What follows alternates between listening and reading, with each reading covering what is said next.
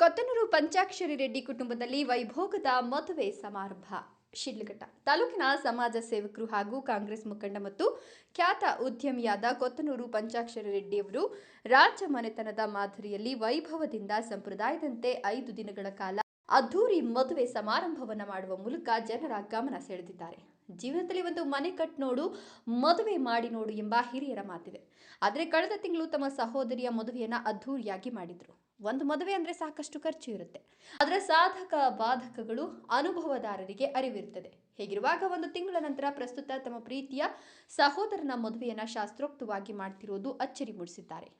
ಪಂಚಾಕ್ಷರಿ ರೆಡ್ಡಿ ಅವರ ಸಹೋದರ ಜ್ಯೋತಿ ಸ್ವರೂಪ ರೆಡ್ಡಿ ಮತ್ತು ಸ್ವರ್ಣ ನರಸಿಂಹ ನಾಯ್ಡು ಅವರ ಮದುವೆ ಕಾರ್ಯ ಅತ್ಯಂತ ವೈಭವದಿಂದ ಜರುಗಿತು. ಮದುವೆಯ ಪ್ರಯುಕ್ತ ಸಾವಿರಾರು ಅತಿಥಿಗಳಿಗೆ ವಸ್ತ್ರಗಳನ್ನು ವಿತರಣೆ ಮಾಡಿದ್ದು 5 ದಿನಗಳ ಕಾಲ ನಿರಂತರವಾಗಿ ಮದುವೆಯ ಊಟದ ವ್ಯವಸ್ಥೆಯನ್ನು ಮಾಡಿದ್ದಾರೆ. ಇನ್ನು ಶುಭ ಸಮಾರಂಭದಲ್ಲಿ ಊರಿನ ಜನ, ರಾಜಕೀಯ ಪ್ರಮುಖರು, ವಿವಿಧ ಕ್ಷೇತ್ರಗಳ ಗಣ್ಯರು, ಉದ್ಯಮಿಗಳು, ನೆಂಟರು, ಸಂಬಂಧಿಕರು ಭಾಗವಹಿಸಿ ಮೆಚ್ಚುಗೆ ವ್ಯಕ್ತಪಡಿಸಿದ್ದಾರೆ. ಇಂದು ಭಾನುವಾರ ಬೆಳಿಗ್ಗೆ 8 ಗಂಟೆಗೆ ನೂತನ ವಧುವರರ ಮುಹೂರ್ತ ಕಾರ್ಯಕ್ರಮ ನಡೆಯಲಿದೆ. ಪಂಚಾಕ್ಷರಿ ರೆಡ್ಡಿ ಆತ್ಮೀಯವಾಗಿ ಆಹ್ವಾನಿಸಿದ್ದಾರೆ.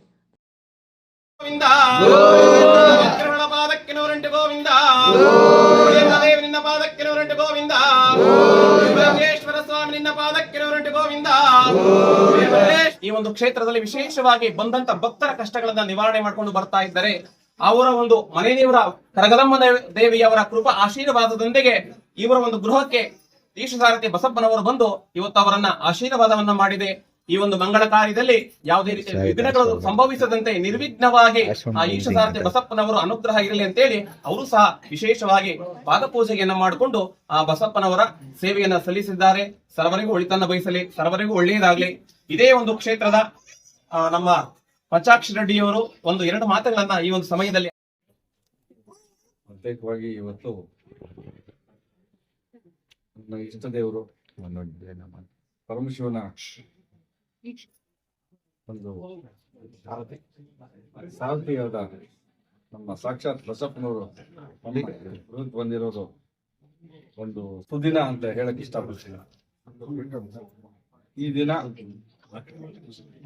ನನ್ನ ಸೋದರರಾದ ಜ್ಯೋತಿ ಸ್ವರೂಪ ರೆಡ್ಡಿ ಹಾಗೂ ಸ್ವರ್ಣ ಅವರ ವಿವಾಹ ಮಹೋತ್ಸವದ ಕಾರ್ಯಕ್ರಮಗಳು ನಡೀತಾ ಇತ್ತು.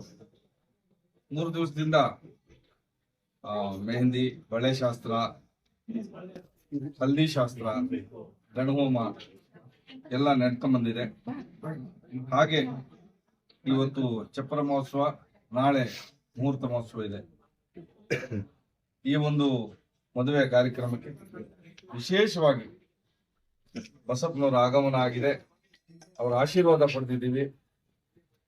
ಅದೇ ತರ ಎಲ್ಲರೂ ಭಕ್ತಾದಿಗಳು ಇಲ್ಲಿ ಬಂದಿರೋರು, ಮನೆಯವರು, ತಾವುಗಳು ಎಲ್ಲರೂ ಬಸಪ್ಪನವರ ಆಶೀರ್ವಾದ ಪಡೆದು ಆ ಭಗವಂತನ ಕೃಪೆಗೆ ಪಾತ್ರರಾಗಿದ್ದೀರಿ.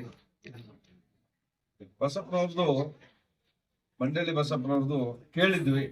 ಇವತ್ತು ಕಣ್ಣುಗಳಿಂದ ನೋಡಿ ಆಶೀರ್ವಾದ ಪಡೆದು ನಾವು ಬಹಳ ಸಂತೃಪ್ತಿ ಆಗಿದ್ದೀರಿ ಅಂತ ಹೇಳಕ್ಕೆ ಈ ಒಂದು ಇಷ್ಟಪಡ್ತೀನಿ. ಭಗವಂತ ಎಲ್ಲರಿಗೂ ಒಳ್ಳೇದ್ ಮಾಡ್ಲಿ. ಈ ಒಂದು ಮಹೋತ್ಸವದಲ್ಲಿ ಜಾಸ್ತಿ ಏನ್ ಮಾತಾಡೋದು ಅಷ್ಟು ಇದು ಅನ್ಸಲ್ಲ.